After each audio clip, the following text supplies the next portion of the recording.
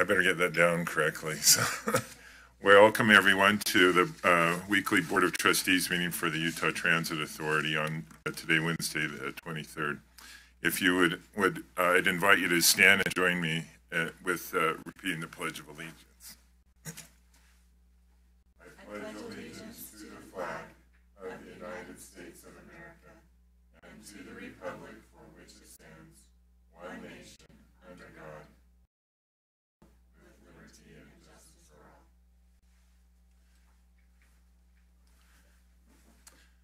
We'll have our safety minute with Dave Garris. Thank you. 3 points I want to bring to you this morning. You have Bobby Dog joining you this morning. Bobby was our very first canine that came on board. We are going after our 4th dog, and Bobby will be retiring this year. So the wonderful life that he brought to the organization and the great legacy he's bringing is sometime this year we will be retiring. We had a meeting at the police department yesterday where we looked over our 2018 stats, and it's the goal of the police department that we inspect at least 5% of rail ridership. We also inspect on bus and on BRT, but not as much. That would be 120,000 inspections or 1.4 million inspections of our riders every year. Final numbers came in last week, and we inspected 2.8 million. So we inspected twice as many as the goal, and that means that we're doing 250,000 inspections a month. So our people are out there, and just received an email from our state safety oversight. There are 3 major plans that we have to have completed and approved every year: Transit Agency Safety Plan, System Security Plan, and the Emergency Preparedness Plan. Just received a letter that the last of those 2 tasks that had already been approved were approved this morning. So we are in good standing with our state safety oversight. Congratulations. Thank you, Dave. I will just say I was coming back on a commuter rail on Friday night, and the transit police were up on the top checking things and doing their job. So thank you for their work.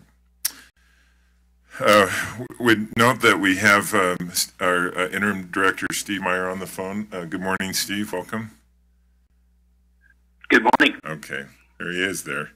We'll next go to our public comment section. Bob, any? I don't have any public comment. Okay, great. Thank you.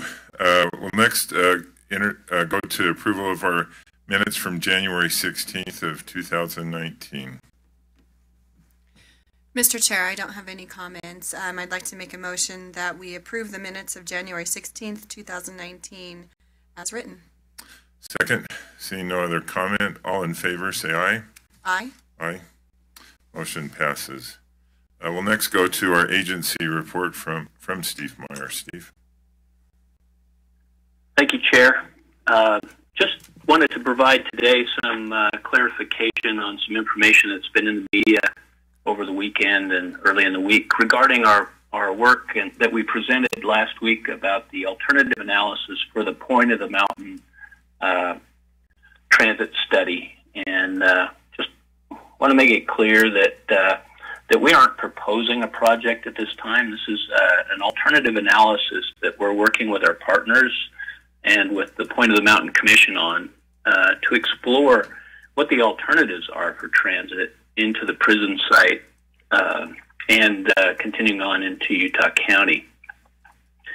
We've been asked to work with the Point of the Mountain Commission, and we're doing that. We're one of many partners that are helping to fund the study. We're going to look at the mode, the potential ridership, and the alignments for alternatives there. We've made no commitment to funding the actual design or construction of the project at this time. So still early on in the process.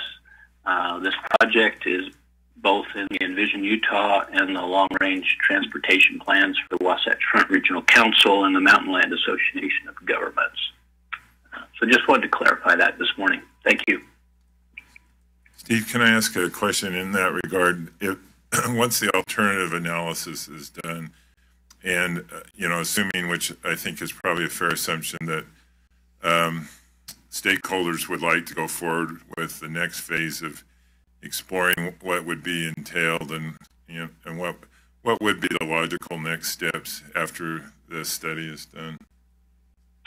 So that would likely give us a preferred alignment and a mode that would then enter into the environmental phase of the process. So we would, depending on the level of impacts that we perceive from the alignment, we would enter into an environmental assessment or an environmental impact study, and concurrently advance some design, enough design to complete that environmental, and again work with our partners to fund that process. And then there would be a decision whether to move forward and advance design and potentially construction. Okay, thanks. You have any questions? Thank you, Mr. Chair. Steve, I just kind of wanted to make sure that I understand this correctly. So when we do that, the stakeholder analysis, after we do the analysis and we engage the stakeholders, what is it that we are actually looking for from them in terms of all of the, like the preferred alignment, the funding mechanisms? How often do we engage our stakeholders in this process, and what are we looking for? Yeah, there's a lot of stakeholder engagement in this process, as you can imagine, with the alignments that we showed you last week. If we stay in the rail corridor to the east side of the freeway, we're in a rail kind of environment, existing rail corridor there that hasn't been used for quite a while. So there'd be probably potentially issues with at-grade crossings, concerns from the communities about how it was operate, where the stations would be located. If we're on the west side alignment, it's a new alignment, potentially street running. A lot of issues there with business owners and residents down that corridor as well. So this is a very open process that we normally envision and normally work on. We've seen this process work for us on all the projects we've done. We normally go through some portion of some alternative analysis phase, and that builds upon that input from the community, the stakeholders, helps us make those decisions on the alternatives and helps inform what we need to do as far as scope as we enter into the environmental phase. Thank you, Steve. I appreciate that. Thanks, Steve. Did you have anything else on your report? That's all for today. Okay, thanks. Our next item up on our agenda is revising the execution executive limitations policy 2.2.4 for transit-oriented development, and we have Paul Drake with us again today.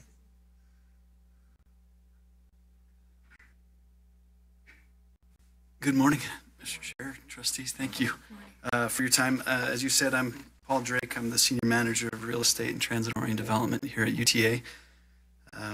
As you're aware, last year the Board of Trustees adopted a comprehensive strategic plan and policy. And because of the changes in the organizational structure, we're here to talk about some tweaks to those plans and the policy. It was presented to the local advisory board last week, and we had some good feedback. But we're here in front of the board today for final review and adoption. And while we were there, Paul, what were some of the feedback? I mean, what concerns did the advisory board have, if any, in regards to the policy? Well, the local advisory board, we had a good discussion with them, and they brought up some good points. Some of the main things that I derived from the conversation was that affordable housing is a top priority for the local advisory board. It is part of the statute that for our TOD program, we need to provide that there are affordable housing provisions within our policy. And we talked about those with the local advisory board. For instance, it's part of our site selection prioritization criteria. We talk about it during station area planning.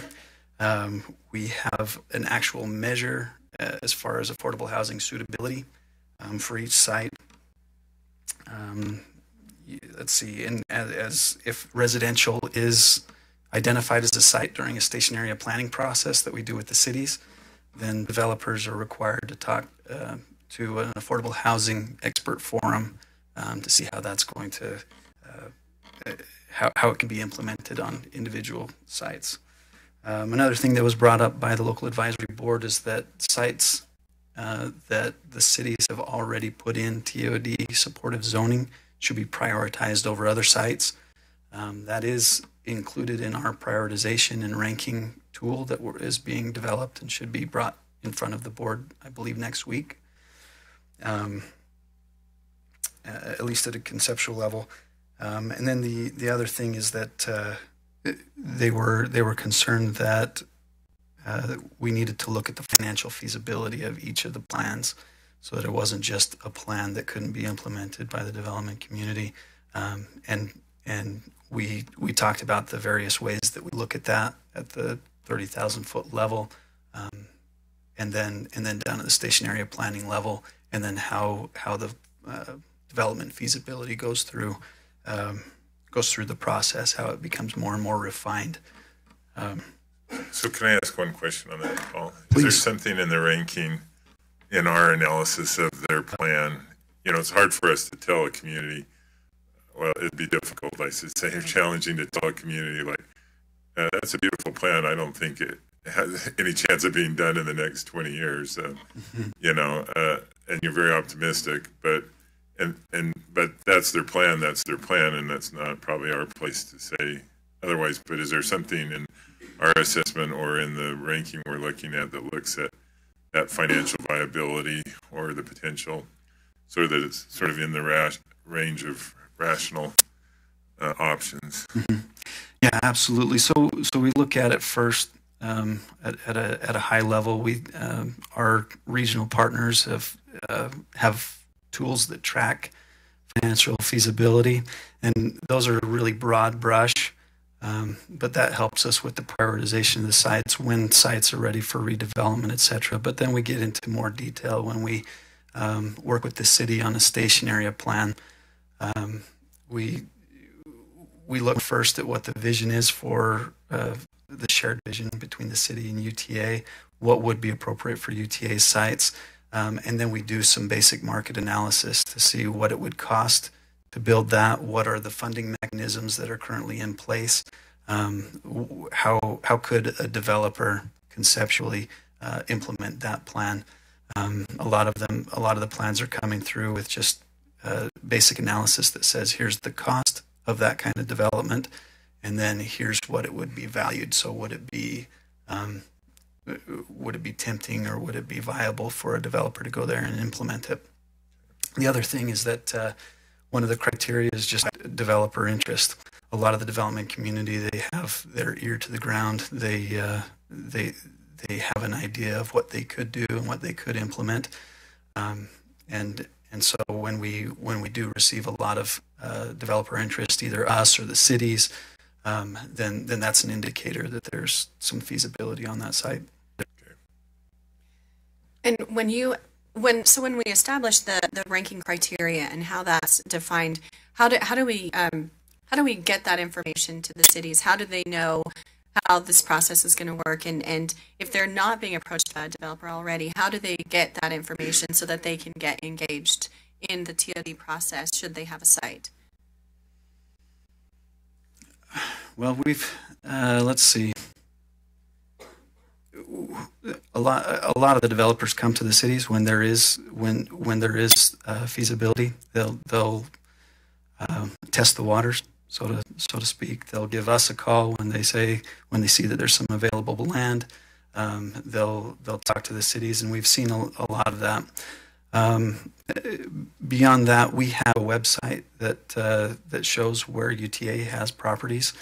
It is being updated now for the upcoming policy, but also during the station area plan phase, we have a large public outreach, get the word out. So various avenues for the word to get out.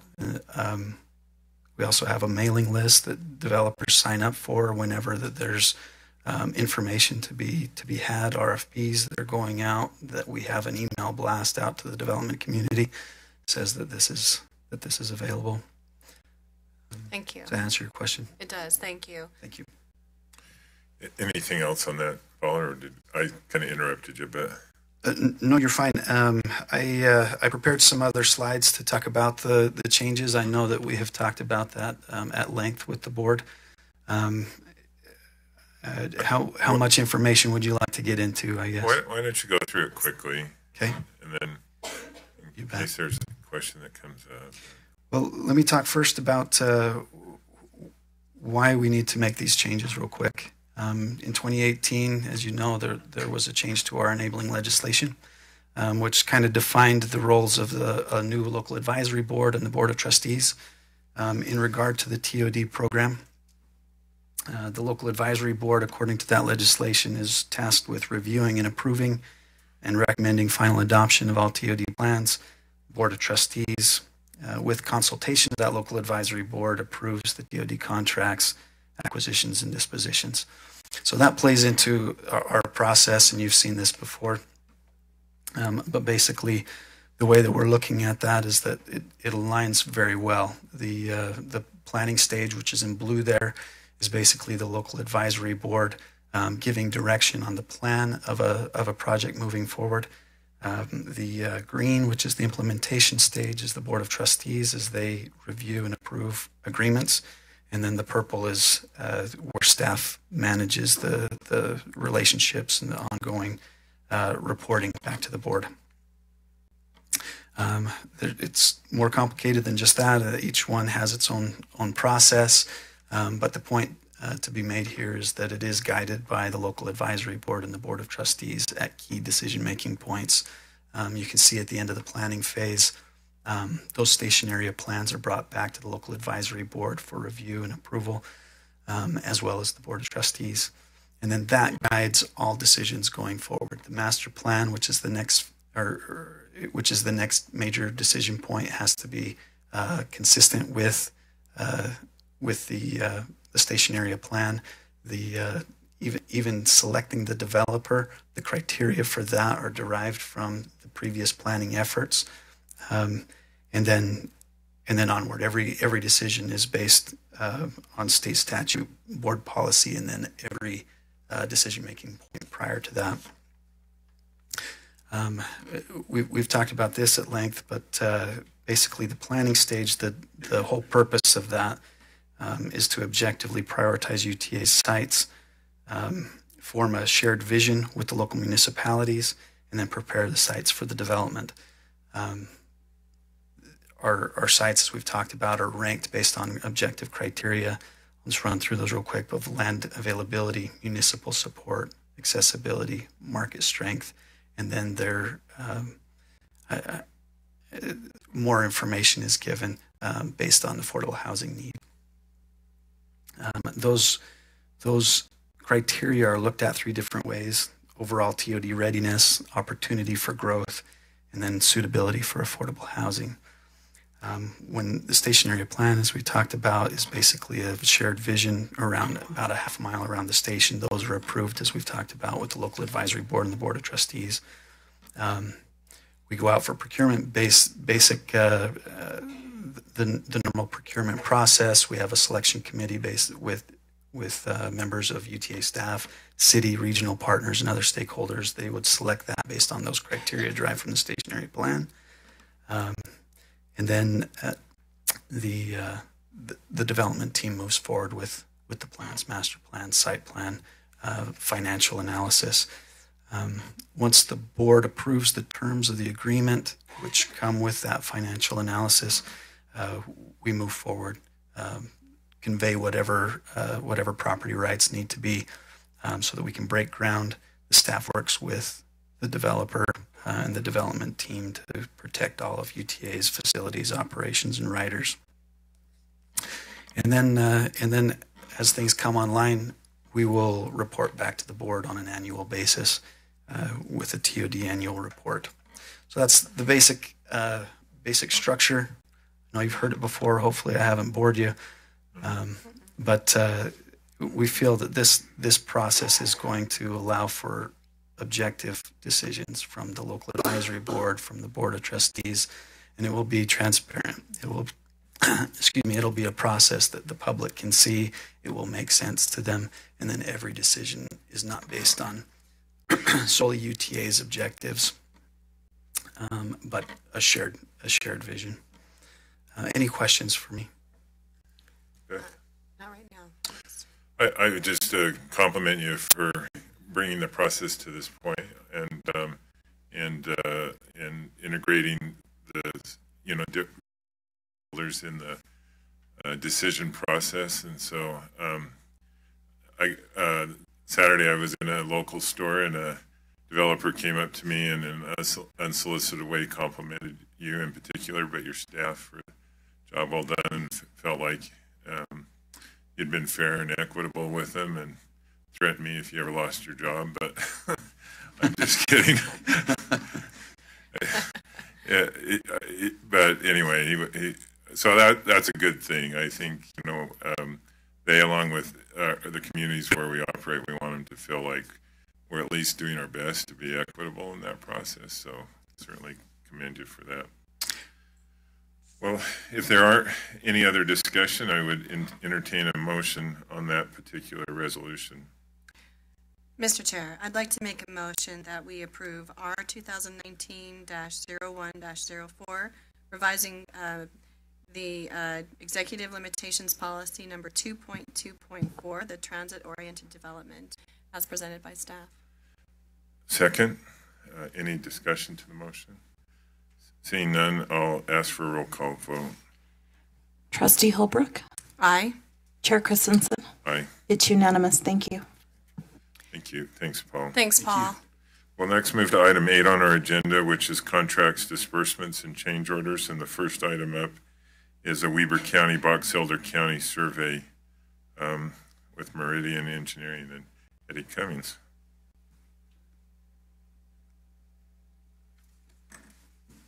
Thank you, Chair.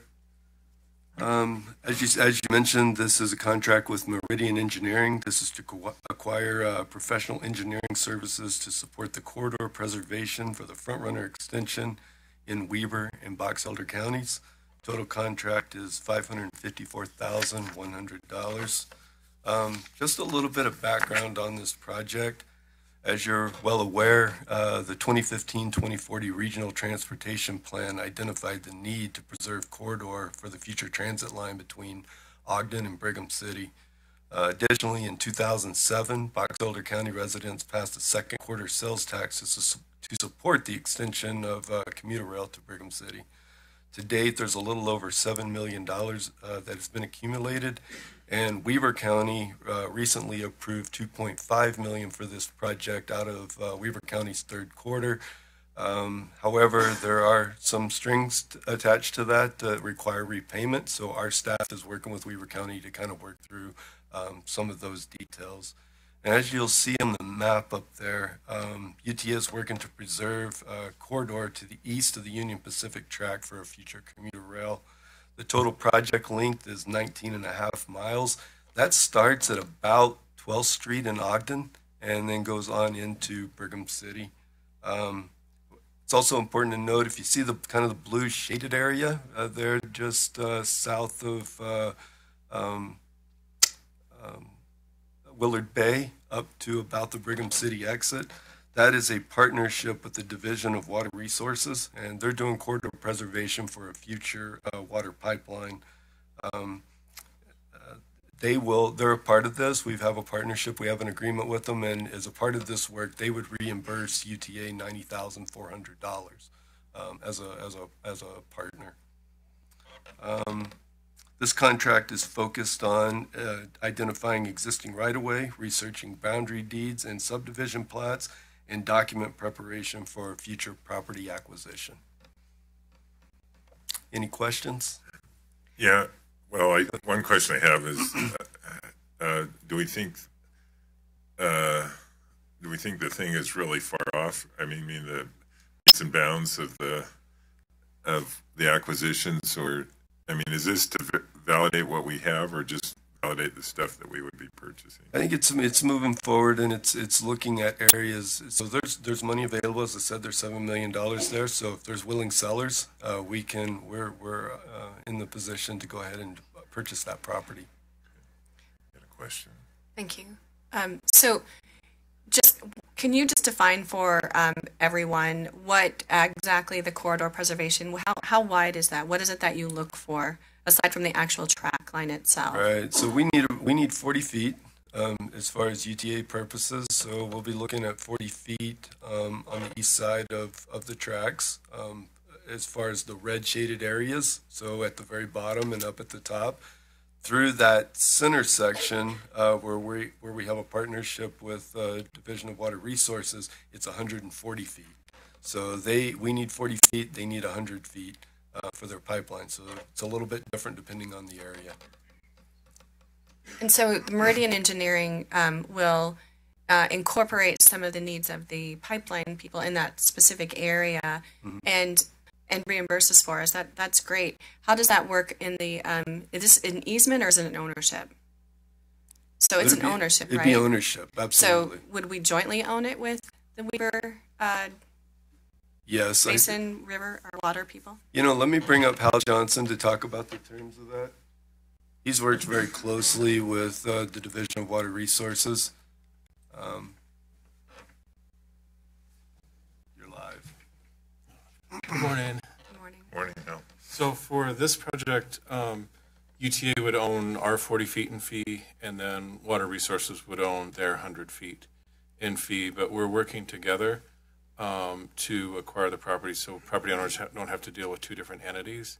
And so when we go to closing, so we'll go through a negotiation, do an appraisal on a property. We go to closing, we'd record two different deeds, one for us and one for Water Resources. But it'll be seamless for the property owners, because it would be, you know, we didn't want to have the situation where we're talking and they're talking and, you know, getting conflicts. How are you jointly coming to conclusion on price? Are they just basically? It's through an appraisal process. Okay. So we do an appraisal, and then we'll do review appraisals on them following their normal real estate procurement processes. Okay. So each identifies a third-party appraiser that they're comfortable with and goes from there. Okay. And then we also do environmental evaluation on the property, phase one environmental evaluation to make sure the property's not contaminated. When you actually close on it. Yeah. And what, so would they share for their respective cost of that? Yeah. assessment? Yeah, Natural Resources, we have an agreement that they will pay, and then they also reimburse us for staff time costs as well through that process. So they'll pay for the appraisal costs, the review appraisal costs, and then some of our time. Great, thank you. Seeing no other discussion, I'll entertain a motion on this contract. Mr. Chair, I'd like to make a motion that we approve the contract with Weber County, Box Elder County Survey, Meridian Engineering, as presented by staff. Second, go to roll call. Trustee Holbrook. Aye. Chair Christensen. Aye. It's unanimous. Thank you. Thank you. Next item up is our program management services with our consultant, WSP. Eddie. And that would be me again. Kept you in your chair for a while. Absolutely. So as you mentioned, program management services consultant, this was with WSP USA Incorporated. This is funding for program management and technical services on the 2019 portion of various capital projects. Total change order is $3,999,316, and total contract would come to $20,943,214. This was a 5-year contract with 3 one-year options. This would be the first 1-year option and would extend the contract to March of 2020. The requested amount is in the 2019 budget and is accounted for in each of the projects requiring assistance. We utilize WSP to provide a wide range of program management support on many of our capital projects, including new facilities and state of good repair projects. Excuse me. Some of the support activities provided by WSP include engineering and design review, quality and construction oversight, project controls, and cost estimating. This type of support allows UTA the flexibility to utilize staffing on an as-needed basis for various projects throughout the year. It also provides an opportunity to bring in regional and national expertise for specific purposes and issues. Any questions? I don't have any questions, thanks. I'll entertain a motion then on this particular contract. Mr. Chair, I'd like to make a motion that we approve the change order for program management services with the consultant WSP USA Incorporated for the 1-year extension on the 5-year contract for the 2019 portion. Second, ask for a roll call. Trustee Holbrook. Aye. Chair Christensen. Aye. It's unanimous. Thank you. Thank you. Next, go to our discussion items, and our first up is our financial dashboard and key indicators overview with Bob. You have this electronically. Oh, thank you. Thanks, Bob.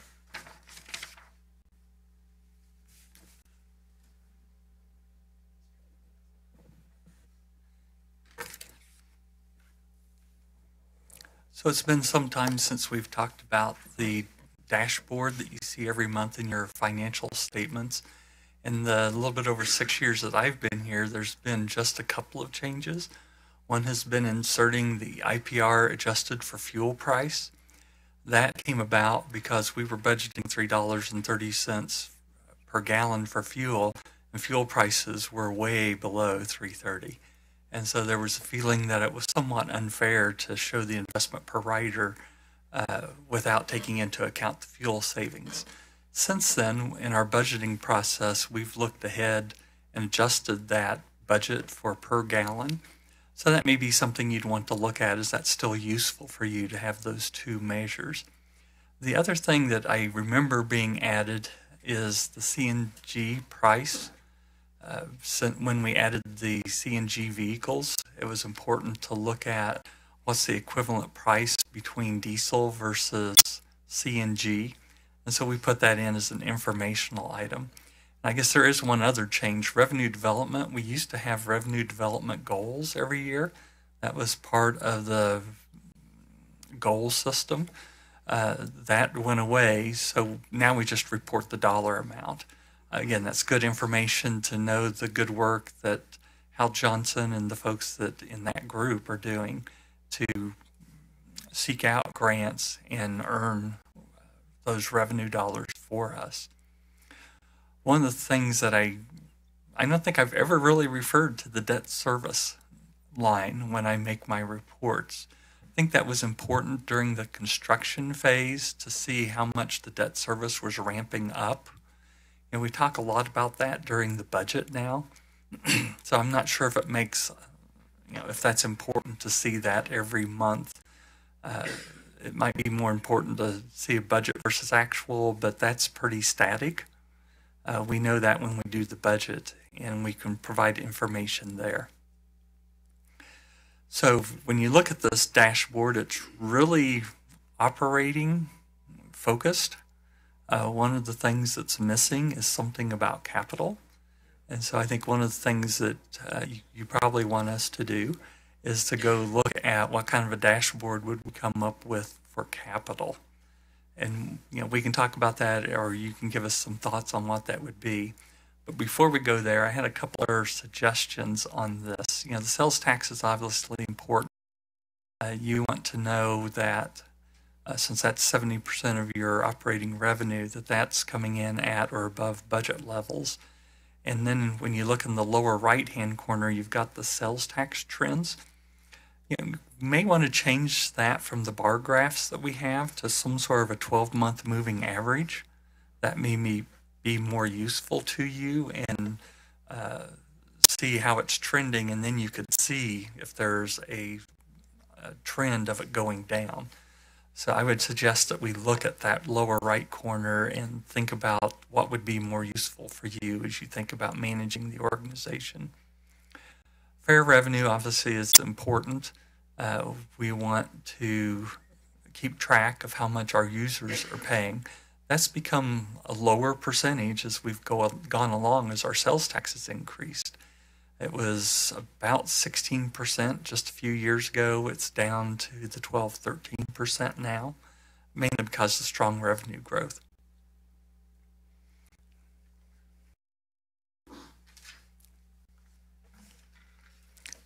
Operating expense, obviously that's a key factor when you're looking at the sales tax and operating expense. As I think of budgeting, there's a delta between those two, and we want to make sure that delta is staying the same or improving.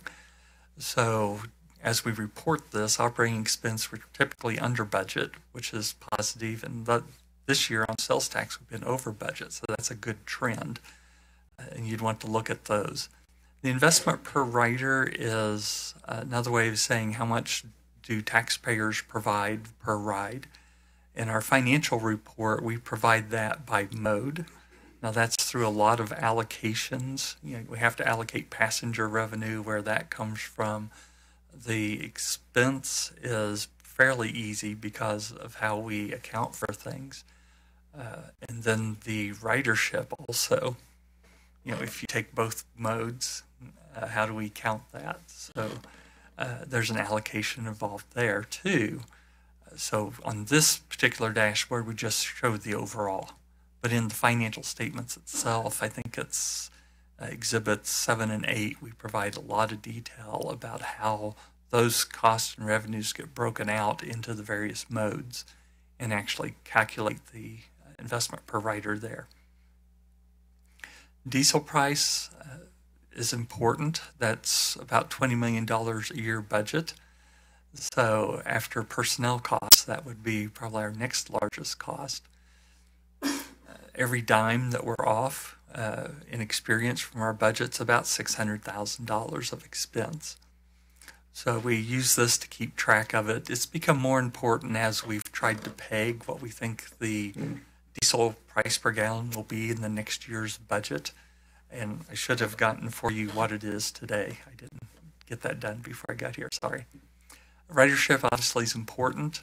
We also want to know what the trends are there. We're showing it this way.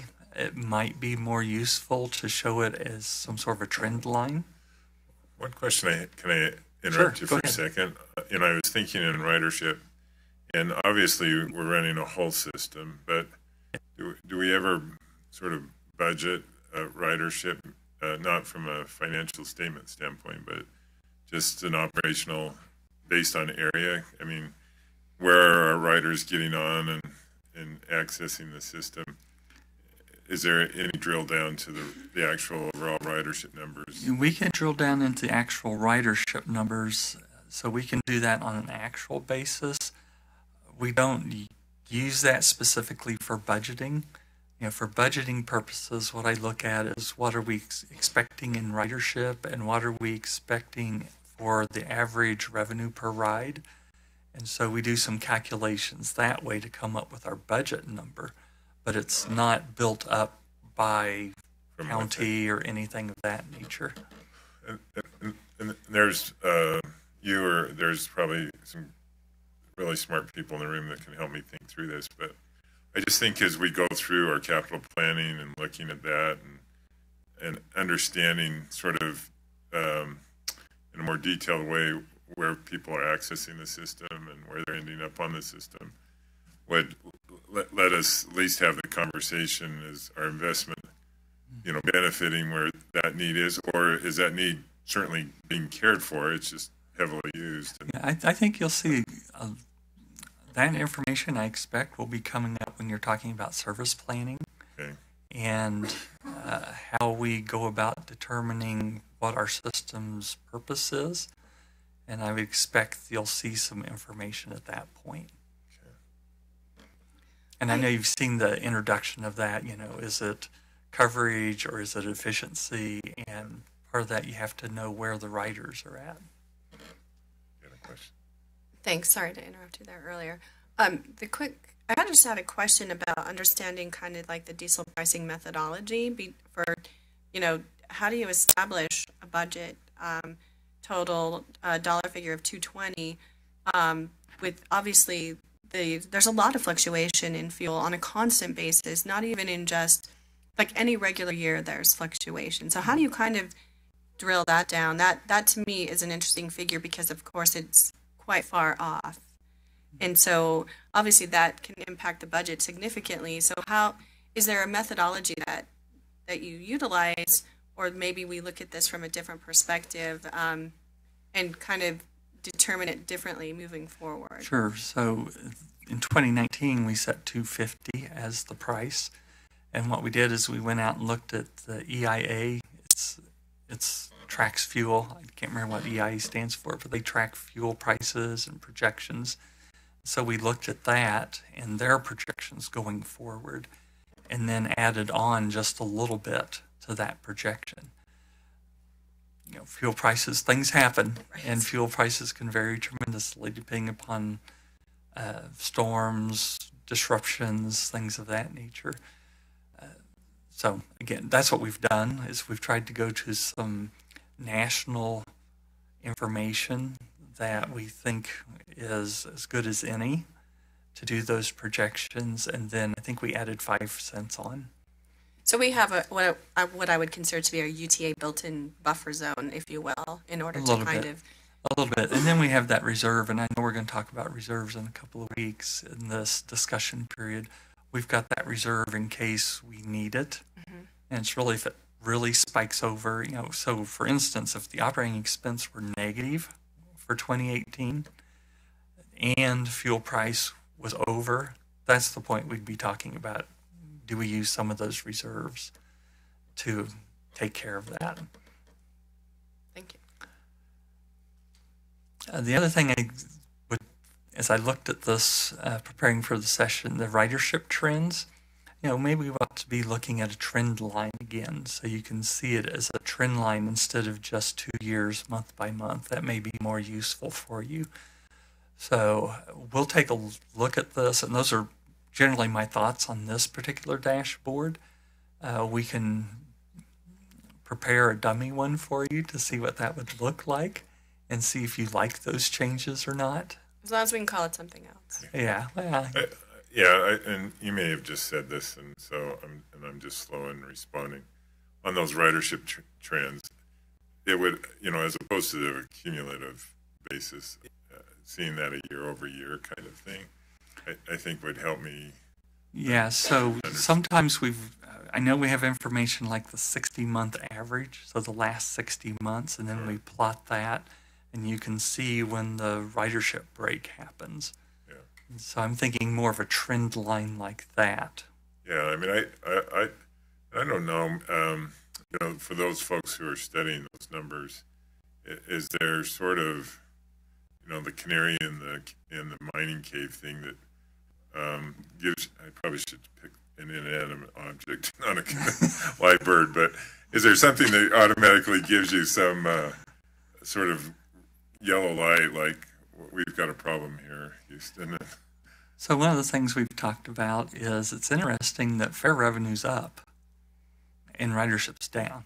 Now, that's the work of some of our folks in getting contracts and getting those in place. So that's, you know, it's good the revenue's up. We obviously want to get ridership up too, but that's just an interesting trend as we look at that. Do you think, and you know, Dave Garris made his presentation about doing double the checking that they once did. You think we had a lot of leakage on the system?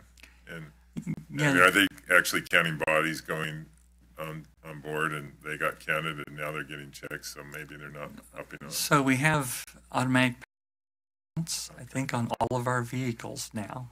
That's just been in the last couple of years. We got them on all the vehicles. The police departments have been doing these checks for several years and improved those efforts. I don't know, 4 or 5 years ago. Dave, if you want to come talk about that, that would probably be helpful.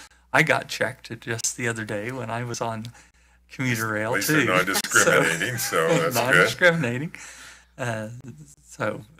Yeah, they've made a lot of efforts. I don't know that we've seen any change in the people who haven't been paying. Dave, you got thoughts on that? He may have I slipped think he out. stepped out. We won't hold that against him. Okay. He did his duty. I know the But police we can department's check been, you know, I think he said they've been doing 2.4 their million. job. Yeah, no, And Yeah. I just can't remember if the trend is steady or down. Okay. Yeah. I've had a question, and just kind of just thinking about this. I understand that I like the ridership idea that you're saying in terms of a trend line. I think that that's probably a little more beneficial. But I was also wondering if there's a way to track it per unit. In other words, bus, tracks, and commuter. I think that is probably that's valuable information just to kind of get an understanding of where trend lines are going in each of those units, I think. Yeah, we do track that, and we have some internal reports that come out every month with the passenger ridership information, and I believe we show those to the board every so often. It's kind of like, in some respects, it's like sales tax month to month. It can have variability in it. You really need to see the longer trends. So in some respects, seeing it every month, you can miss the bigger trends. But it's sort of did you say 60 day or what? 60 month. 60 month. Okay. So, we can look at that. We could do a 60 month, we could do a 12-month trend. I think we need to do something different there for you. It will be more helpful if we do something that shows the trends better instead of just 2 years by month. And if that's by mode, we could do, and we do have it. It's just how we would prepare that for you in a way that's easy for you to see the information you want to see on ridership by mode.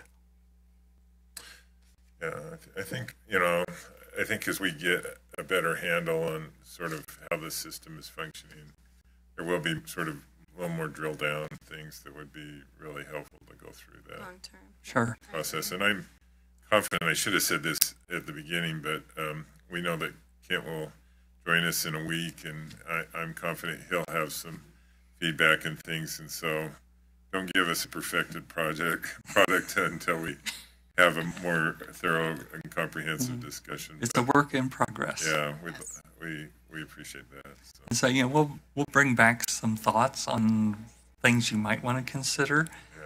Yeah. As I thought about things you would add from an operating perspective, this really does cover most of the things I think you'd want to know about on how the agency's performing. Some of them I think we just need to change how we're presenting it and the length of time that's being covered.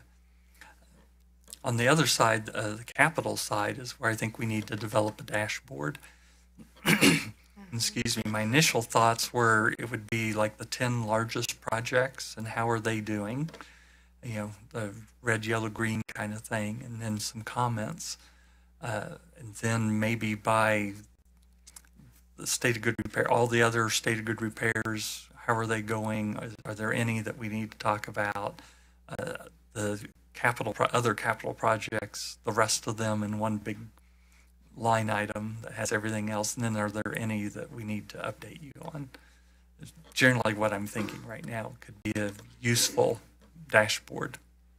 I think I like the idea of, on the state of good repair, having enough sort of general categories that the system is measuring from the standpoint of not necessarily panicking, but if you're strategically looking at sort of joint opportunities, or having the decision, do you buy a new or rehab existing vehicles, or a combination of things, it would probably help in those conversations to know just what the effect is going to be, and where your biggest challenge is, to think through that a little bit.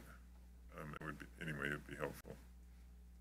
I agree. Long term, I think I'd like to see some of the, I recognize that some of this is on the depot side of the coin, but understanding the number of vehicles and being able to articulate that to stakeholders is, how many CNG buses do we have? And 47. Thank you. Those are the things that I think are valuable, because today we have 47, but once we are able to get our facility running, how that's going to be impactful. And so long term, obviously, that's not going to be next week, although Kent does. We are excited Kent's coming. Yeah. Looking forward to it. Yeah. Well, good. Thanks, Bob. Anything else, Bob, or at this point? If you like the general suggestions, we'll get to work on the capital one. We'll mock this one up a little bit differently so you can see it. Sounds like Steve might have a comment. Maybe not. Mr. Chair? Yes. Yeah, I just want to make the point, as Bob has been talking about the investment per rider, the IPR, and you think about what we're talking about with our service choices study that we're going to be on, where we're going to work with the community to decide what level of service. Is it more, ridership focused, or is it more coverage area focused, or some area in between there? That changes what the IPR is going to look like. So I think as our analytics teams are drilling down into that ridership and looking at those issues associated with what kind of service that route is providing or that system is providing, we'll have to drill down in the information we provide you as well, because that, if you're providing a coverage type service, you would expect a lower investment per rider or a higher investment per rider, because you're going to spend more money and you're providing that level of coverage is your focus and not ridership is your focus. Other routes where you're really focused on ridership will have a lower IPR. So in that context, I think we're going to have to take all those things into consideration. Yeah, I think, as you point out, Steve, I think it also will be beneficial as we look, in particular, our local stakeholders, our advisory board, and others who will want to look at our service plan and that balance between that you just mentioned. Having that information is going to be helpful in at least understanding, what ultimate decisions come from that, about what that balance looks like, and what the pluses and minuses to that conversation. So the more I think we can help them understand and help us understand, really, I think will be helpful for the long-term discussion there, especially if it's much of a shift from today. So I agree. Thanks. Well, I agree. Thank you. Yeah, thanks, Steve, and thanks, Bob, for your presentation and your willingness to help us kind of think this through. So, and as you and other staff have suggestions of things, feel free to let us know, and we'd like to have a broad discussion. There may be things. I used to sit in the meetings at Salt Lake County, and when the county council was having a discussion, and I'd sit at the back thinking, what you really want to know is this, but I don't know that I want to have that conversation with you because I don't want to be held accountable for it.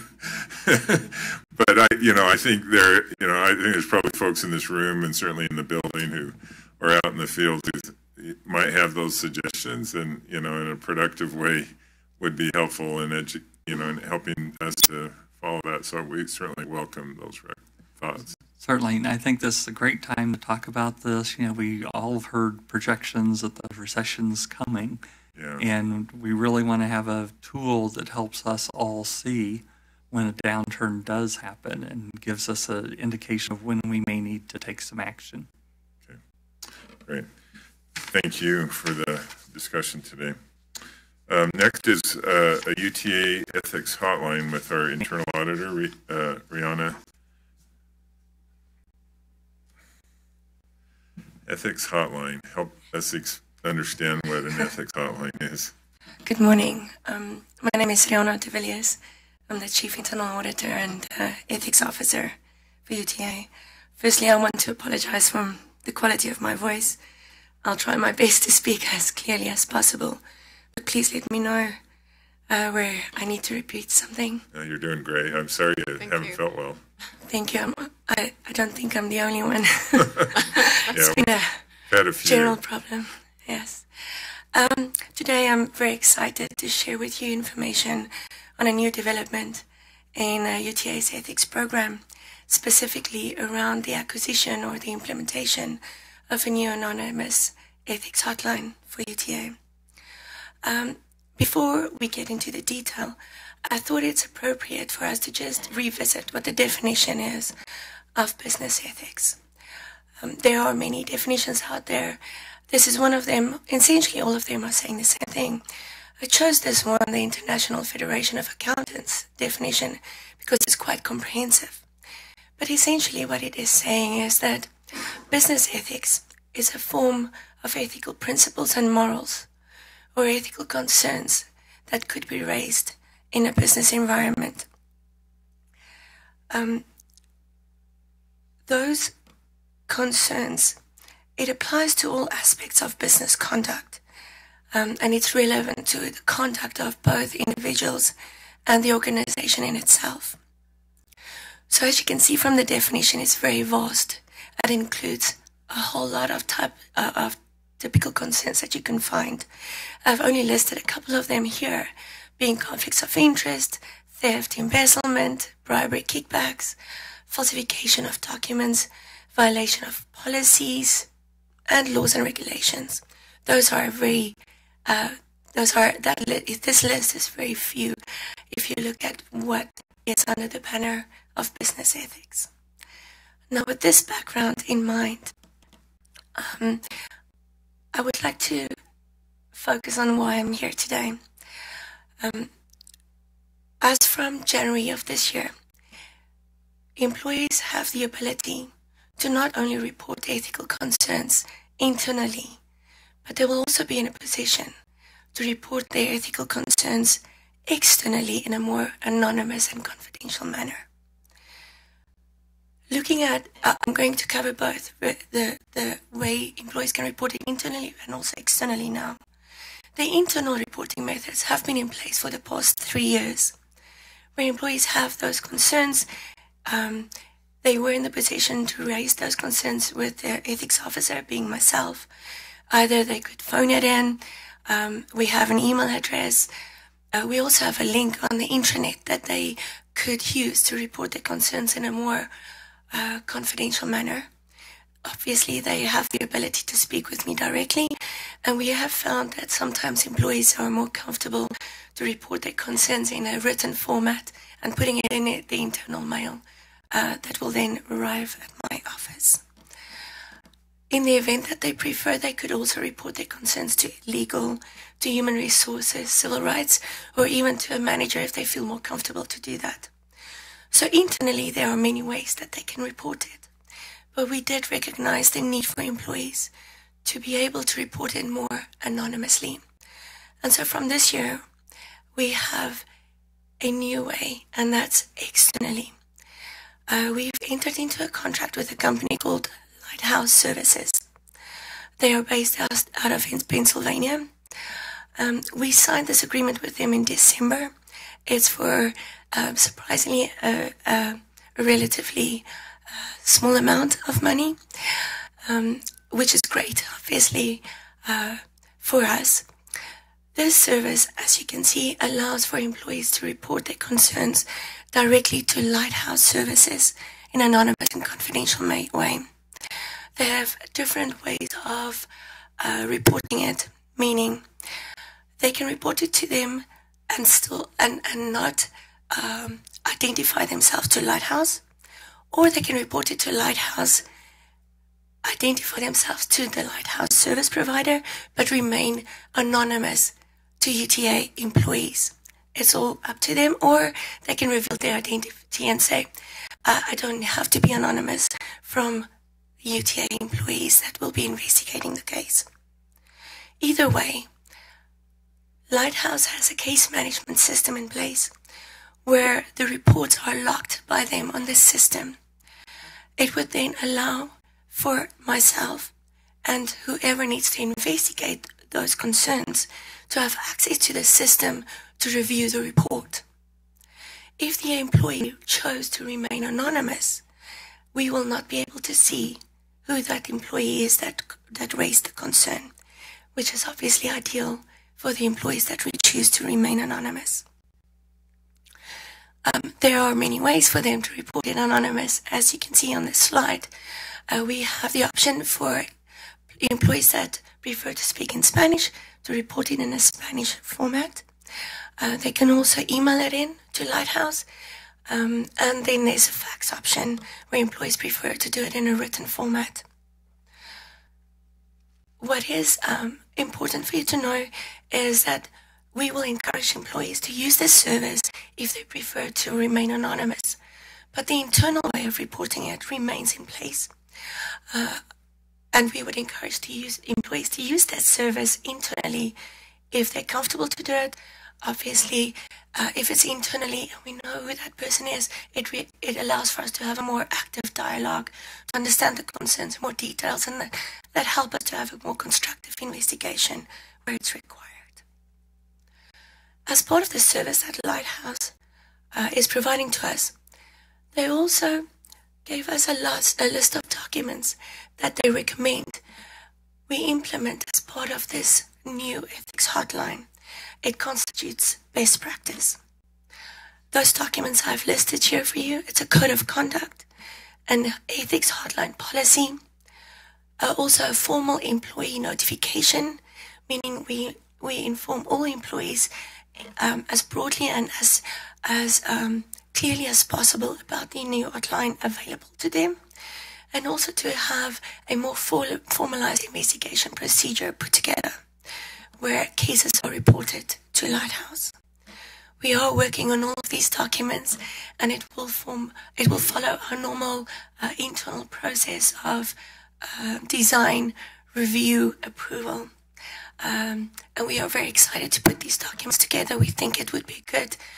We obviously want to work towards best practice as far as possible. The one that I want to highlight of the four is the employee notification. We are planning to do that in an employee letter format. And we are planning to send this out to all employees as part of their payroll process, because we know all employees at least receive their payroll stub, and therefore we will ensure that all of the employees will receive it. We are hoping that the Board of Trustees would be willing to review this letter and possibly sign it. That obviously it just creates a more positive tone at the top, and for employees to know that the board is supporting this hotline and that they should be comfortable to use it where they feel it's necessary. That's really all I have to share with you, but I'm looking forward to any questions you might have. I remember when I was in the banking industry, they had something similar, and probably in part compliance requirements, but also to avoid any challenges on their part. And I've had a lot of interaction with government. There's always been a whistleblower kind of avenue, but I don't know that I've seen hotlines available in government context. Do you know, does the state have a similar kind of line, or does, and I don't know how much interaction you have with your counterparts in other public agencies. I commend you, by the way. Excuse me? I commend you for having this available, but I just wondered if you're familiar with whether other public agencies have this as an option. I wouldn't be able to tell you the percentage of agencies that have it in place, but I know there are a number of transit agencies that have it in place, which is useful for us to obviously share experiences on what works well and what doesn't work well. So we will be reaching out to them to get some information and perspective. And I guess the follow-up thing is, obviously, the anonymous is good because it may protect somebody, but an accusation that's falsely sort of rendered can also be very damaging if it's not true. And I don't think this changes that dynamic at all. But how do you sort of assure that some equitable review process is done and that somebody's dealt with fairly during the investigative process? That is certainly always a concern, that people might use it facetiously instead of for what it's intended for. So we discourage that, and we will be discouraging it in terms of the communication that we'll be sending out as well as part of our policy. Our investigation procedure will allow for this risk to make sure that we vet the basic information that's sent through to support the allegations before we proceed with a more active investigation, because obviously we want to prevent the risk of someone being facetiously being identified as someone that had unethical actions taken. What I can tell you is that what has been found in the past, based on my own experience, is a lot of HR type of cases come through the anonymous hotline it's seen in the industry, so it's something that's dealt with on a regular basis, and we are very much aware of that risk. As I said, we will be educating our employees around how important it is to make sure that you use it for the right purpose. We will also be including in the policy that there are consequences for abusing it for personal purposes instead of what is the best for UTA as an agency. Yeah. Questions, though? Thank you, Mr. Chair. I just had a couple of questions. Sure. Your Honor. Thank you so much for the presentation. And my first question is that, as I understand, and I just wanted to clarify this, if an individual or an employee utilizes this anonymous hotline, this information just goes directly to your group. Is that correct? The system is set up in such a way that it won't only go to me. It will go to legal as well, because of the nature of what they do. So we have to make sure that a case is not reported and it falls through the cracks. And therefore it's important for those cases to go at least to 2 people. What would be helpful to know, I guess, for you is, should a concern be raised about, for example, me, I wouldn't know about it. The system is set up that it would go to the executive director, so that I'm not in a position, of course, to manipulate anything. It's also, I guess it would be helpful to know that the system will also be, it allows for in case, say, it's an HR type of concern that's raised, and Lighthouse classifies it, for example, as an HR case. That case will automatically be routed to the HR business representative, who will then be responsible for investigating it. But we will be in a position, I will be in a position to run a report on a monthly or quarterly or however I want to run it, to see how many cases have been reported and how many we've actively investigated in a timely manner, to make sure that we always act on it as soon as we can, because that's obviously important. How many have we closed out? How many are still pending, and what steps we can take to resolve those.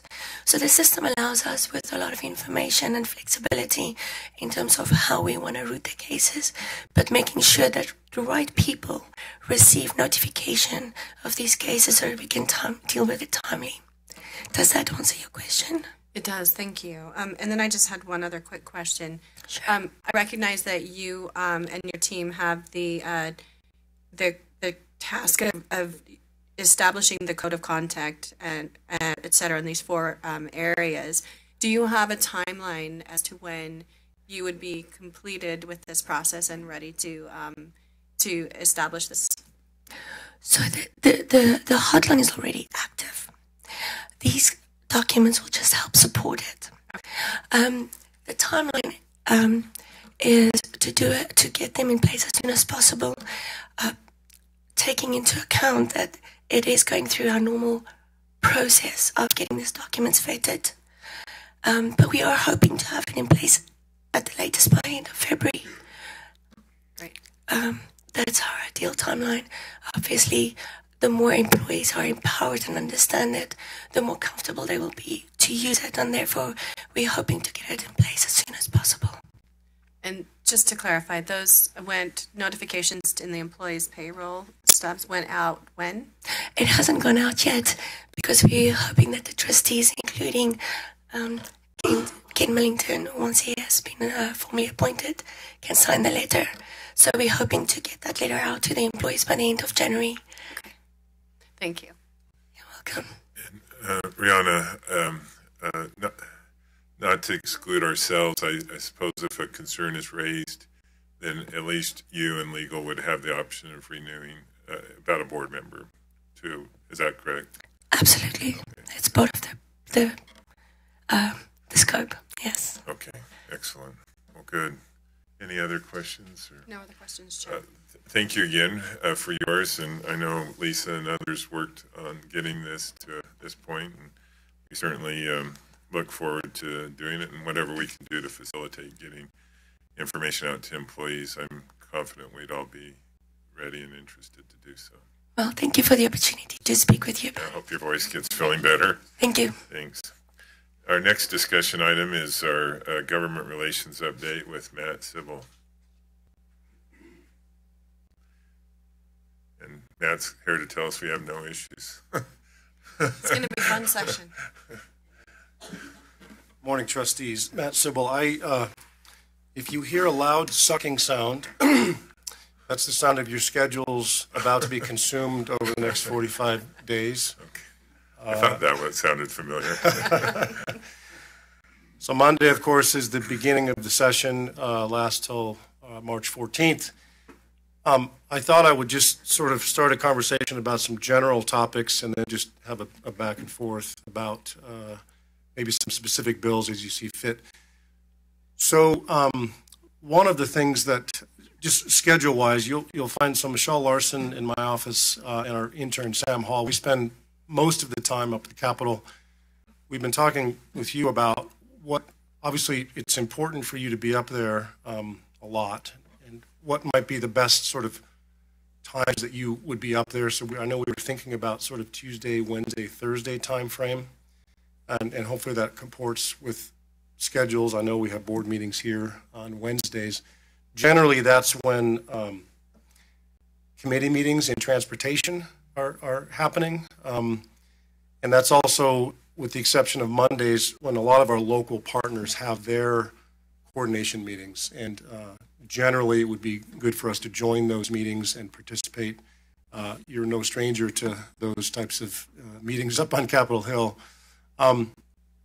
One other thing I'll say, too, is that we've been, I would say, feverishly trying to meet with some of the new members of transportation in both the House and the Senate, and you've both been part of those meetings. Since committee assignments were made a few weeks ago, we didn't get a chance to complete all of those meetings. So over the course of the first 2 weeks of the session, we'll plan on having those engagements with some of those new members of Senate and House transportation. And we'll try and check those off over the beginning of the session before there's a ton of bills that get put on the floors of the House and the Senate. One sort of big picture item, we spend a lot of time up there, and you'll see this because when you're up there, you'll get asked a lot of questions about general UTA matters.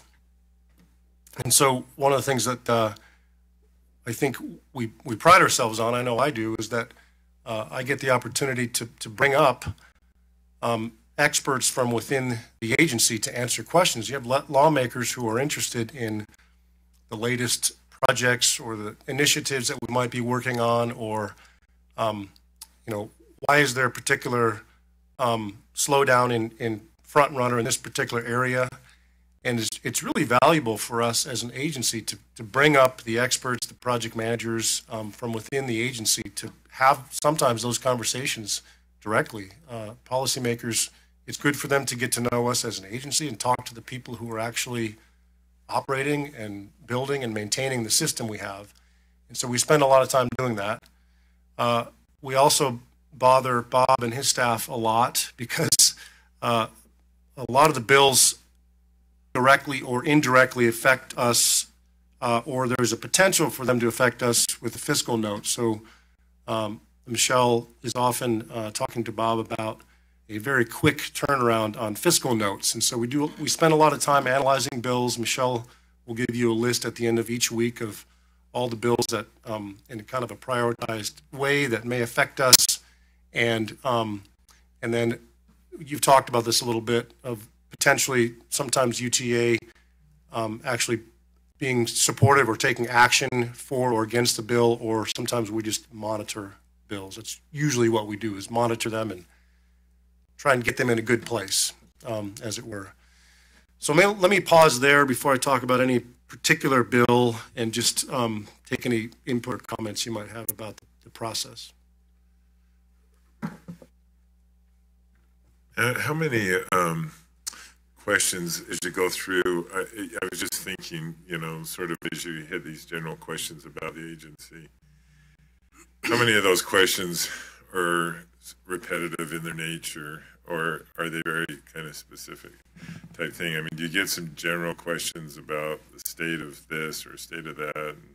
I think yeah. Is there any value, I guess, in sort of having a one-sheet thing that, that gives an update of where things are, such that you can hand it to them if they have some general questions, and gives them sort of the official answer, not something made up. That's a great point, actually. And one of the things we try to do every year, and we have a one-pager. It might be front and back, but we have a one-pager that Bob has worked on over the years. It's basically, I think we call it, thank you, budget and brief. Overviews the agency, what our budget is for the upcoming year. Those are the kind of questions that come up regularly. Trustee Holbrook and I were meeting with Representative Ward this morning. That was one of the first questions he had was, where do you get your money from and what's your budget? So that generally always comes up, and so we try to have information that's useful to policymakers. And then generally, just like with Representative Ward, it gets into some specific questions in their district. If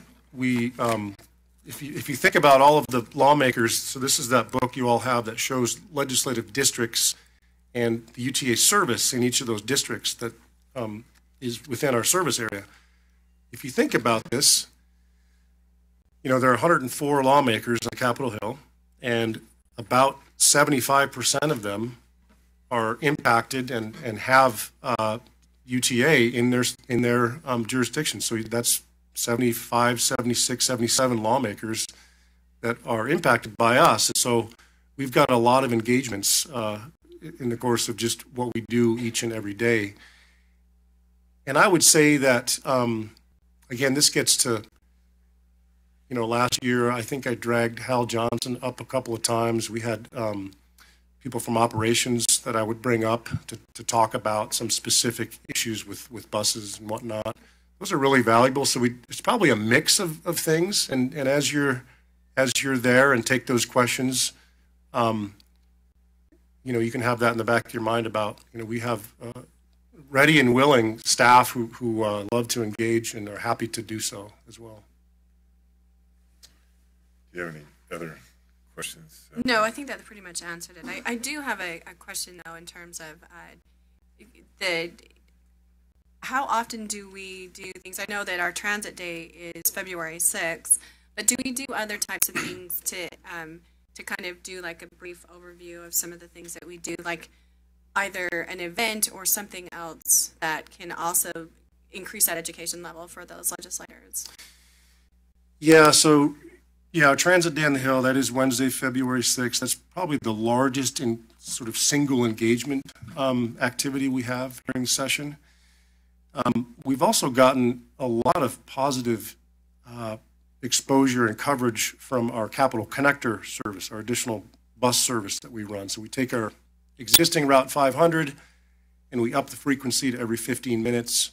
And I was just talking with Andrea Packer, and we're going to get that out on social media and also put some in the bus shelters up at the Capitol and also down where it connects with the rest of our system. We'll have some kind of uniquely branded schedules and visual aids that really tell that story. And that's used by several lawmakers. And as I'm up there, I'll promote the service and ask legislators to use social media to show that they're using that service. And that actually garners a lot of positive attention for us. So that's almost a daily thing that we can do. It's a very visible service when you have buses that come every 15 minutes to and from the Capitol. One place we might, maybe in working with the league and UAC, and even the special districts, pass on that information. I just remember as a local official knowing, well, I think there's a circulator, I'm not sure where it is, and when I was at Salt Lake City, they had a van that they would run us up if we needed to do it. But I think a lot of them coming into town would look at options that would keep them from parking up on Cortez Street or something. Right. That's not quite as fun during that thing. And I think if we can pass that along, it certainly would be helpful. And I think they'd probably be willing to share. I think I would definitely agree with that. That's a good point. We'll make a point at the League's first policy committee meeting and UAC's first meeting to pass out information and ask them to just give a quick little overview of that service. And the social media aspect too, I think, is valuable as well. Absolutely. So. Thanks. Yeah. Yeah. You had some specific questions, or? Well, I wanted to just overview, and we don't need to talk in detail about these. There's some fleshing out that needs to happen, but we generally, of course, there are several policy pieces of legislation that we're tracking. One mainly related to changes from SB 136 from last year, the landmark transportation bill. That's now called Senate Bill 72. Some of that involves UTA. A lot of it involves our local partners of clarifying and making sure that they understand those local option sales taxes, what the rules of the game are in terms of how they can spend those dollars. And then, of course, we follow and track appropriations bills. There are some potential appropriations that positively impact us. I think Steve referred to this in his report. There's some effort with the Point of the Mountain group of funding some of the next steps of those studies. And generally, if UTA performs the work, then the legislature would figure out a way, probably through UDOT, to get those funds to us so we can manage some of those next steps. There's also an appropriation that Senator Harper is working on that would help with our coordinated mobility management service. There's a lot of discrete agencies and entities. The counties have their own service. The Holy Grail would be to eventually integrate all those services, and UTA provides some of those as well. So there's likely going to be some money that helps get a third-party perspective on this and maybe brings all the entities together to help them understand how this could work going forward. And so we can have a weekly discussion about those, and I'll have more details as you see fit on each of them kind of going forward. Yeah, I think it would be helpful as we, have bills that, especially those that directly affect us, where we, if there's a position to be taken, we ought to clearly take that in a board meeting. But, I realize there's also some bills where you just are neutral as long as they don't change the language a lot. Right. And the best you do is you acknowledge that it's probably going to pass. You may not be excited about it, but it's not something you would oppose. But if there are ones that just would be too adverse to the agency, I think we'd want to take a more outward opposition to it, but or at least oppose till we could have conversation to modify it. Right. So, I think, and I understand that historically you have a list of something, but maybe we can track that and acknowledge that as we maybe weekly review some of that. Absolutely. And hopefully you all have a copy of this it's the current legislative guide. It shows all of the representatives and senators and committees and so forth. So if you don't or need extras, we have extras. Okay, excellent. Oh, go ahead. I was just going to say, I know that there are approximately a third of the legislative body is newly elected. Correct. And so I think the communications, I would definitely want to make sure that we focus on the communication aspect for individuals who haven't maybe had a role previously, so that they can come away with an understanding of UTA as well. So I just wanted to emphasize that. I feel like that's a value for them moving forward. So. Absolutely. And let me point out, too, I go back to our meeting this morning with Representative Ward. Things that were really a big deal to him include air quality and health impacts. And so if you think about the messaging of what we do and provide to our communities, we can have very strong connections to both of those topics. And so that helps us to engage with members of the legislature who, when they think of UTA, they may not think of things like that right away, but once you dive into it, we have a huge connection to those. I agree. Thanks. Well, thanks, Matt. I understand you're going to stay with us, and as we talk about, or maybe you're not, I have you down here on the agenda for Spike 150. Spike 150. I think I'm going to be joined by at least one other person, Andrew Packer. And I think Eddie is on the list. And apparently the Transcontinental Railroad met here in Utah 150 years ago. I hear there were some spikes involved. Yeah. Something. So about east meeting west. and we have, you can bring that chair up if you want, Eddie. And yeah, let me scoot over. Clearly we might have to have an expansive table. We have a few slides that might help frame the discussion here. Yeah, that would be great. And we'd love to know how we can be involved in it in a productive way. So. Okay. Thank you, trustees. I think you know Andrea Packer. Mr. Eddie Cummins was already up here. Let's talk a little bit about Spike 150 and just some basics about it, and then we can certainly have a discussion. This is the 150th anniversary of the Transcontinental Railroad. That last Golden Spike was driven May 10th, 1869. So this is a big deal. And let me just say as an aside, if anyone has ever watched the Netflix series Hell on Wheels, it depicts the building of, generally from the Union Pacific perspective, a little bit from the Central Pacific side coming from the West Coast. It's an incredible reenactment, essentially, of how that line came together. And there's a fascinating portrayal of the relationship between Durant, the guy who was running Union Pacific Railroad, and Brigham Young. And I'm told it's actually quite historically real. So a little aside. I have to watch it. Yeah. We'll get into this, but there's the main events are happening on that Thursday and Friday, May 9th and 10th. And various partners we'll talk about in a minute have their own events planned. Plus on the 10th is the actual reenactment out at Promontory Point.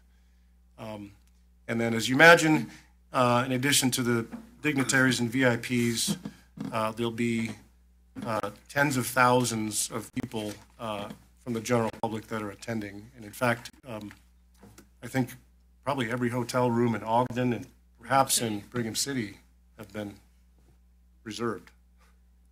Right, I got involved in this process probably maybe 7-8 months ago. And at that time, every hotel in the Ogden area had already been booked. Wow. So this is a big deal. There's a lot of people coming. So it's they're expecting a big crowd. So in terms of the involvement, this is I was going to say a statewide effort, but there's actually a federal bill that involves this that Congressman Bishop has sponsored. But locally, we have the Spike 150 Commission. Trustee Holbrook, I think you've been involved with that. I know Nicole Bordeaux is as well. There are lots of people involved with this, and UTA fundamentally wants to be a good partner. As you can imagine, our DNA is rooted in these types of things, so we want to be a good partner and participate. But really that Spike 150 Commission and the charter partners, I won't read through this list, but there's a laundry list of entities and organizations in Utah that are a part of this incredible event coming up in May. And in fact, there was legislation passed last year at the state level that established that commission, and the groups that you see here participate in that. So there's a real organized effort at play. I'm going to turn it over to Andrea to talk about this slide, but you can see the three areas that we generally have been involved with and our involvement going forward, and Andrea and Eddie can maybe talk to this in a little bit more detail. Go ahead. All right, I will need Eddie's support on the special service requests, but we have had some individual requests from some of our local partners like Ogden City for various events. As Matt mentioned, a lot of people are coming, including some international delegations. There are two groups that represent the Chinese descendants of the railroad workers that worked on the line, as well as we heard there's a big group from Australia. So we've been approached by some of those groups to determine if we can assist them in various ways. And then last week, both Eddie, myself, and Trustee Holbrook did meet with the representatives of the Spike 150 Commission to make sure, get more information about how they're approaching transportation plans and management. So as we continue to vet all of these requests and some additional service needs that they brought to our attention that we weren't previously aware of, that we can put together a very comprehensive plan for all of the services that have been requested, considering the resources that we have available. For the most part, there are some shoulder events, both on the 8th and even running through the 12th with some groups. So we're looking from likely the 8th to the 12th for assistance with service in various areas. So we're continuing to work on that and vet all of those requests, and we're going to start meeting regularly to develop very complete plans for how UTA will be supporting service so that we can effectively share that with the Spike 150 Commission and use it for our own communications and education for the public. So that's still a work in progress as we're just kind of collating and gathering all the requests that we have for now. We just got more information from the Spike 150 Commission, so we can now move forward and determine exactly what we're going to be able to do. Do you have anything to add to that, Eddie? I would just provide a few more details, as much information as we have. So we're working with different entities besides just the Spike 150 Commission, so there's kind of subcommittees, so to speak, in different areas. So in Weber County and with Ogden City, we're working with them on a shuttle service. It hasn't exactly been identified exactly what we're going to do because that committee is still working on where all the park and rides are going to be. But it'll be some type of shuttle system that will get people from park and ride lots into where they'll be holding the festivities. We also are in conversations with Box Elder County. They've requested some level of bus service that would run from the Thicol plant to Promontory. And so we're going to be having some conversations to understand what that need is and understand what type of service we'd have to provide. Any questions on that part yet? No, as I was looking at the dates, it reminded me in the true Christensen-like fashion that they came across the plains in a handcart just a few years before this, and like if they just waited around the train station a couple of years, it would have been a lot easier ride. Family stories, but a lot easier ride. Timing is everything. Anyway, sorry, you probably have a more legitimate question. Well, I had a comment I wanted to make. Getting engaged in this, I really wanted to say thank you so much for working with the Spike 150 committee. I personally feel like it's really important for us to understand and make sure that we don't let any details fall through accidentally. So I commend Andre, did a great job, Eddie, and Andreas as well. He really worked with some of our with Box Elder County, and I really feel like this is going to be a really fascinating event. And one thing that I learned is that there are train enthusiasts, and then there are train enthusiasts. And wow, they are very, very engaged. And so I just wanted to say great work. It was really great to have the Spike 150 Commission reached out to me and said thank you so much for helping to put this together, that it really helped them to kind of understand where we can help them in some areas, and then what we can do based on what our resources are. So great work. Thank you. And like Matt said, we want to be a terrific partner. This is an incredible event. Some are saying it may be the second largest event in the state since the Olympics, and so it is really exciting. And I think we're fortunate that as these requests started coming to us, we're in a position now to put plans together well in advance, so we're not scrambling at the last minute to do this because we want to be very effective in our communications. So I think we've got good momentum going now with regard to the service requests. And there's some limitation. I mean, sort of us versus a private charter, correct? I mean, there's some aspects that we have to evaluate or go through or have. Correct. Yeah. And can you explain that just a little bit? I mean, I realize it's early and we don't know what's being asked and all that. Well, I'm not the expert on the charter service request. Eddie and I have touched this over the years, but there are a couple of the requests that we've received with some of the smaller groups that are more like private, just taking their individuals up, not the general public, that we will have to vet according to the charter service regulations. Yeah. So that will be part of our process as we determine exactly what we can do. What our role is. Mm-hmm. As we're able to flesh this out more, in regards to like the bus service we were talking about, where it's some kind of shuttle service that's running from parking lots to an event, If we do that for free, if that's just kind of our contribution to, to the community, then we're perfectly within our rights. It's whenever we start charging for that service that we start to cross that line into the charter service. I would say, first of all, thank you for working with the groups and organizing it. I think the bigger problem would be having all those people come and then having them mired in a transportation dilemma, because I think we become the unintentional, especially those that started on our system to get there, would be the unintentional consequence of that conversation. But I think more importantly, for an event like this to have a meaningful conclusion, I learned in the '98 Winter Games when I went to Nagano, bad transportation was the misery of the experience. and nobody, as great as that event was, the things you remembered were being stuck on a bus and, on a mountain road. And, just the list went on. It gave me a lot more context when it came time for the O2. And I know UTA stepped up in a major way for our own Olympics. But,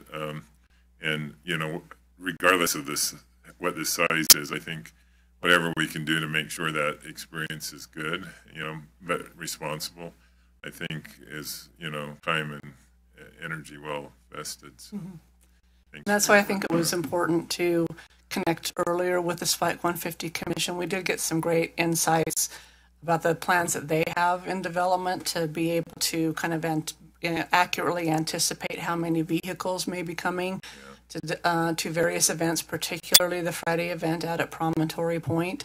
And so we want to make sure that our transportation plans align with theirs and are very coordinated. Yeah, great. Well, keep us posted. Thanks, Beth, for your work on it. Anything else? I didn't mean to cut you off. No, just quickly on the second point on the promotional fair. We did get some requests from members of the community. Could UTA do something, to make it, easy and attract more people to take transit to some of the events? And so we are open to those ideas, which we would bring back to both Steve Meyer and to the trustees for the appropriate go-aheads. One of the options we're considering is very similar to what we did for the air show at Hill Air Force Base, where we really took advantage of our UTA Go Right app and offered a promotional day pass rate good on all of our services on the app. It made it easy for people to buy multiple tickets. They could wait and just activate the ticket on the day of the event, and then it expired later that day. And it really worked, very effectively, and we would be able to promote that. It's a simple way. It's a simple message. It's an easy message to communicate. And so we're looking at that, and if any other options that we think might work better. So we are pursuing those, and we'll bring our recommendations back.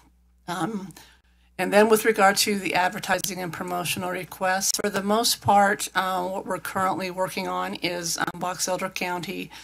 One of the commissioners approached us about maybe doing some bus wraps and placing them and getting them out in the system in the Ogden area, and we are working to run one up to the Capitol during the legislative session as well.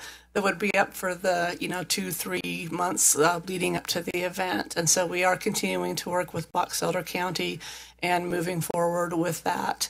For the most part, other than advertising and promotion that we would want to do ourselves, on our system, those are the only requests we've received, and so we will continue to update you as that progresses. But we're moving forward. I'll add. Sorry, Eddie, you were about to say something. Sorry, I've got a picture of a bus wrap. I just realized there's another slide here. Actually, Andrew, I think you talked through next steps in terms of what that would be, but. Yeah, this is an example. You may have seen this a few years ago. The Transportation Coalition through the Salt Lake Chamber sponsored a bus wrap. And so this was a picture we took back in 2015, and this got a lot of attention. I think this is something similar to what Box Elder County is thinking. Obviously, the design would be very unique and custom to that effort. And so we're working with those groups right now. But it's a very, this is a 40-foot billboard, and we're talking about 3 or 4 of them 3 or 4 months. There's a lot of visibility to this type of effort going forward. I just wanted to say one thing too that I think, might not have, might not come across to people until they actually drill it down a little bit. But this is a regular service day for us on both event days. And so it's all about integrating what we do for our current everyday customers as well as, for this special event. And I having these conversations I think is incredibly valuable for our partners so that they can understand how we can best help them and still take care of the daily ridership. So thank you. One thing I'll say really quickly, just in closing, Beth, you said this, there are rail fans and then there are rail fans. And so, and my father-in-law he's on the other end of this, he's the real rail fan. And, Union Pacific, who was a great partner of ours, they're going to do something really unique at Ogden Station the day before on the 9th. They're going to bring in, they have 2 steam locomotives. One's called Living Legend, and the other one that they're bringing in from Cheyenne is called Big Boy, it's the largest locomotive that was ever constructed in the world. And they're going to have those nose-to-nose at Ogden Station. At least that's what the plan is. And we've been kicking around the idea, guess what goes right by Ogden Station and is emblematic of the current state of rail transit? Of course, it's front runner, and so we don't have anything concrete yet, and this is probably driving Eddie's folks crazy trying to figure out how we could get perhaps a nose-to-nose of something like an old steam locomotive, past and present together. And I told my father-in-law about that, and he was saying, if you want to make it an international event, truly, then do something like that. So anyway, we'll see what happens with that. Good. Well, thank you for that update. And again, we appreciate the effort here to try to be good partners in the community. So thank you. Sure thing. Thanks. Just a reminder of our meeting on January 13th, and also somewhere on the 29th, we anticipate the Senate taking full action on our new board member, Kim Millington, and can't we look forward to having you formally join us at our next meeting. We'll move next to a closed session in regards to a strategy session to discuss pending and reasonably imminent litigation. Mr. Chair, I'd like to make a motion that we go to a closed session for a strategy session to discuss pending or reasonably imminent litigation. Second, all in favor, say aye. Aye. Aye. Any opposed? That motion passes. We'll excuse ourselves and go to an adjoining room, and the rest of you can either stay or go on to your productive life. So.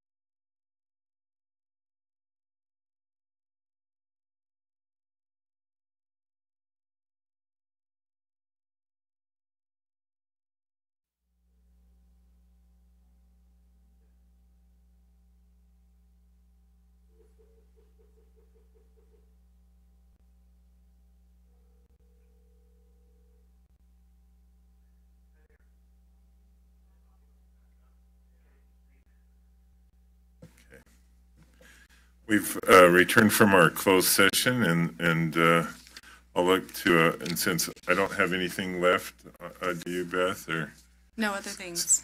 staff? So with none, I'll entertain a motion for adjournment. Mr. Chair, I'd like to make a motion that we adjourn the meeting. Second, and all in favor, aye? Aye. Okay, thank you. Thank you.